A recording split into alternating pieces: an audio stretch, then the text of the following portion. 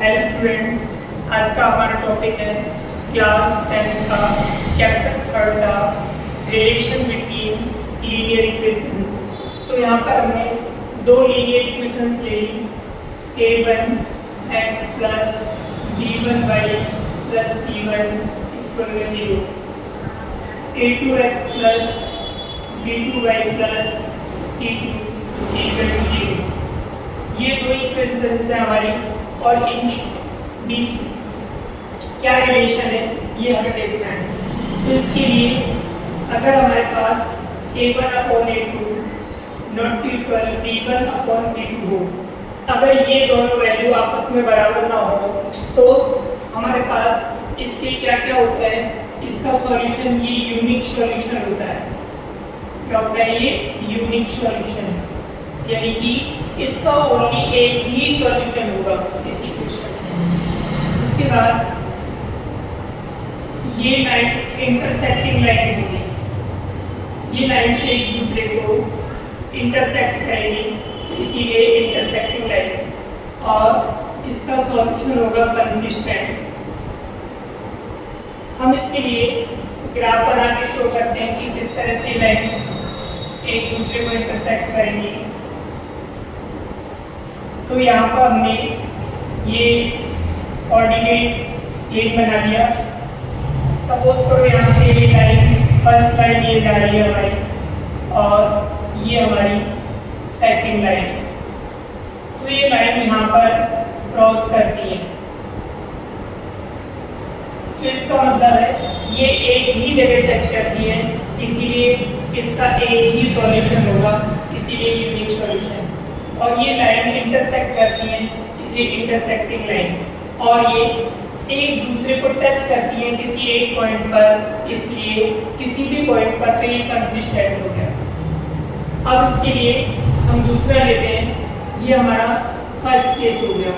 अब यहाँ पर हम सेकंड केस लेते हैं, a1/a2 इक्वल में b1/b2 नॉट इक्वल c1/c2।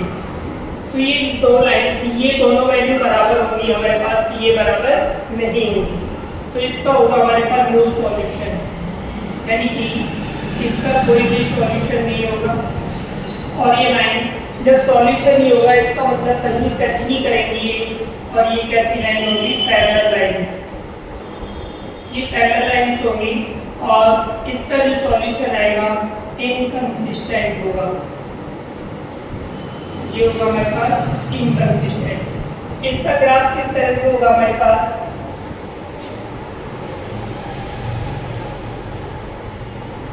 तो यहाँ पर ये दो लाइन्स होंगी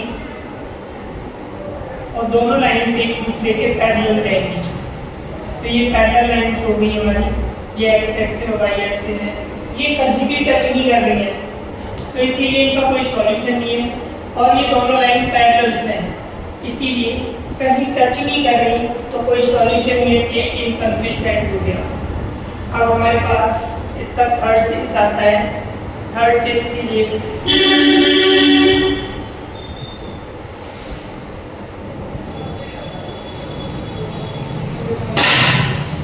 ये हमारे यहाँ पर ज़्यादा थर्ड केस, तो थर्ड केस में हो जाएगा हमारा a1/a2 is equal to b1/b2 is equal to c1/c2। इसमें तीनों a1/a2 b1/b2 c1/c2 की वैल्यू बराबर होगी, इसीलिए इसके मैनी सॉल्यूशंस होंगे, मैनी यानी इनफाइनाइट सॉल्यूशंस। उसके बाद इसके मैनी सॉल्यूशंस होंगे और ये लाइन कोइंसिडेंट लाइन होगी। कोइंसिडेंट लाइन कौन सी लाइंस कहलाती हैं, जो एक दूसरे के ऊपर पैरेलल होती, एक दूसरे के ऊपर लाइन होती है, यानी लाइन के ऊपर दूसरी लाइन, वो कोइंसिडेंट लाइंस कहलाती हैं। और उसके बाद ये क्या होगा, कंसिस्टेंट, क्योंकि इसके बहुत सारे सॉल्यूशंस मिलेंगे हमें, जैसे कि हम इसके ग्राफ से हम शो कर सकते हैं। ये हमारा वाई एक्सिस है, ये हमारा एक्स एक्सिस है, हमने यहाँ पे कोऑर्डिनेट प्लेन बना दिया एक्स वाई। अब यहाँ से सपोज करो हम ये लाइन ड्रॉ करते हैं तो हमारे पास एक लाइन ये है और एक दूसरी लाइन इसी के ऊपर लाइन होगी, तो हम इसको अलग से डार्क करके शो करते हैं। इसे थोड़ा सा डार्क कर देते हैं। तो यहाँ पर क्या है, पहले से एक लाइन है, उसके ऊपर एक और लाइन है, ये दो लाइन हैं, इसीलिए क्या है, कोइंसिडेंट लाइंस कहलाती हैं। और ये इसीलिए बहुत जगह टच कर रही है, इसलिए इसके बहुत सारे सॉल्यूशंस होंगे और ये क्या होगा, कंसिस्टेंट। इसके लिए हम क्या करते हैं, एक दो एग्जाम्पल करते हैं जिससे कि हमें पता चल जाए कि ये है क्या, मतलब किस तरह से हम इसके क्वेश्चन सॉल्व करेंगे। तो हम यहाँ पर देखते हैं कि हमने सपोज करो कि क्वेश्चन ये 2x + 3y = 7, 9x + 7y = 15, ये इक्वेशन है। अब हम इसमें a1/a2 की वैल्यू निकालते हैं तो बराबर 2/9 आ गई, b1/b2 की वैल्यू निकालते हैं 3/7 आ गई, c1/c2 की वैल्यू 7/15। तो यहाँ पर देखते हैं ये दोनों वैल्यू आपस में बराबर नहीं है, तो लिखेंगे a1/a2 नॉट इक्वल b1/b2। तो हमारी ये फर्स्ट वाला केस आ गया। फर्स्ट केस आ गया तो हम इसमें देख सकते हैं कि ये यूनिक सॉल्यूशन होगा और ये इंटरसेक्टिंग लाइन होगी और ये कंसिस्टेंट होगा। ठीक है, इसी तरह से हम कोई दूसरा एग्जांपल लेते हैं और दूसरे एग्जांपल के द्वारा हम इसे सॉल्व करके देखते हैं। जैसे 3x + 5y = 9 लिया हमने, 6x + 10y = 70 ले लिया। अब यहाँ पर हम a1/a2 की वैल्यू निकालते हैं 3/6,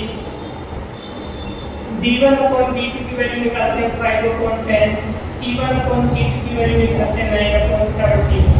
तो इसकी वैल्यू होगी हमारे पास, ये से अगर ये डिवाइड होता है तो डिवाइड कर देंगे, ये भी 5 से डिवाइड हो गया, 1/2 ये डिवाइड नहीं होगा।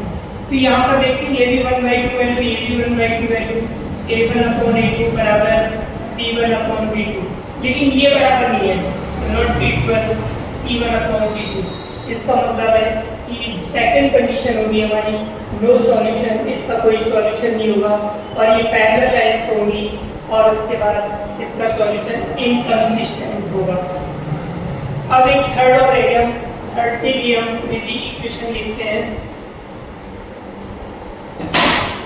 जैसे हमने लिखा 7x + 9y = 17, 14x 18y 34।